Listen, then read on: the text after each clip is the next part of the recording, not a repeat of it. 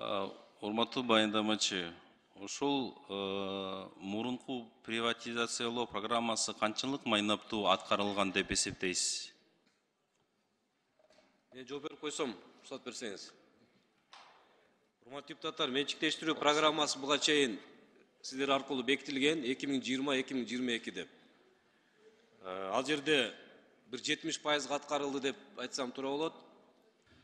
Рахмат, Мирлан Исакбекович. Менимче мамлекетте түшүнүксүз, кирешесиз ишканалар болбош керек. Бул ФУГИнин негизги милдет деп эсептейм да. Өлкөдө экономика таасир берген приватизациялаштыруу болбой турган канча стратегиялык объекттер бар да? Стратегиялык объекттер жөнүндө өзүнчө мыйзам бар. Урматтуу депутаттар, ал тизме коопсуздук кызматы аркылуу бекилет. Ал боюнча стратегиялык 70-тен ашык объект бар. Жалпы. Жалпы. Ооба. Учурда республикада кирешесиз жана мамлекеттен субсидиядан канча проекттер бар да? Мамлекеттик 94 ишкана бар. Ошонун 36-сы пайдалуу, 7 өзүн өзү каржылайт, калганы ондон ашыгы тилекке каршы чыгаша менен чыкты. Мен ошол суроолордун эмне себептен берип атам? Бул уставдык капиталы 100 миллион сом менен аманат долбоору ачык акционердик коом формасында ишке ашыруу пландалууда. Мурда 16 ишкана кирет деп маалымдалган. Азыр 14 болду. Тизмеден кайсы ишканалар кыскартылды жана эмне үчүн? Ал 14 ишкананын мамлекеттик акциялар пакетинин жалпы баасы канча?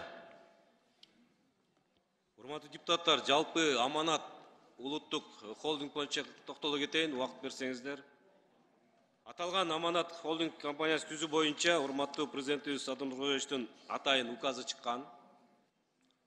Андан кийин дагы 2022 жыл 15 ноябрда фондулук рынокты жана биржа ишин андан ары өнүктүрүү боюнча чаралар жөнүндө дагы президенттин указы чыккан. Ушул указдарды аткаруу максатында аманат компаниясы түзүү менен анын уставдык капиталын көтөрүп, тышкы соода биржаларын алып чыгууга мүмкүнчүлүк жаралат. Ошондой эле башкаруучу менеджер, эксперттер тартууга мүмкүнчүлүк жаралат. Бул этапты коңшу мамлекеттер басып өтүштү. Макул, Мирлан Исакбекович, биз ошону проекттери дагы күтүп атабыз. Негизгиси бул аманаттын негизги максаты катары белгиленген мамлекеттик катышуусундагы жергиликтүү ишканалардын эл аралык биржага IPO чыгаруу милдети аткарылса болду да. Ошол негизги. Эгер түптөлсө, качан ниет кылса болот? Бир компанияны чыгарыш үчүн орточо 1 жыл, 1,5 жыл убакыт кетет экен. Due diligence өткөрүү, анын баягы өзүнүн этаптарын, процедураларын басып өтүү. Мына ушундай багыттар бар. Указда көрсөтүлгөн, министр кабинетине да тапшырма берилген. Бүгүнкү күнгө чейин мындай маалымат болгондо, маалымдалган санариптештирүү министрлиги ФУГИнин ордуна мамлекеттик катышуусундагы чоң компаниялар акционер болот деп маалымдалган.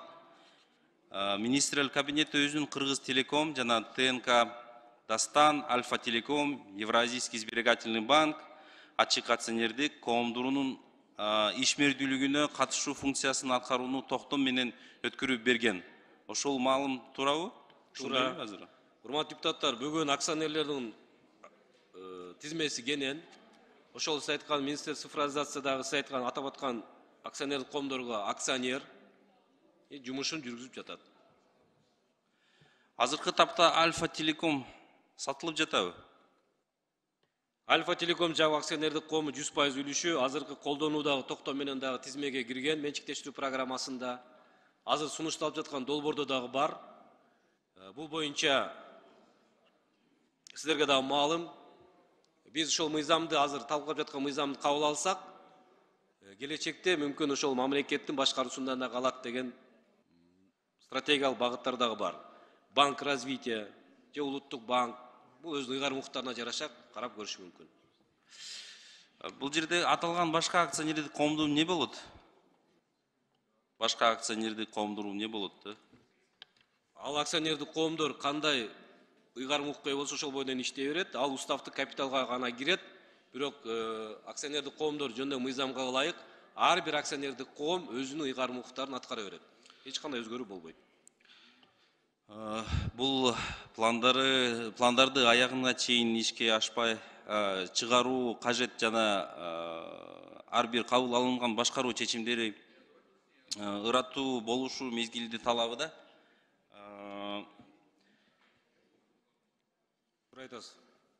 Был представитель Кабмина суроо.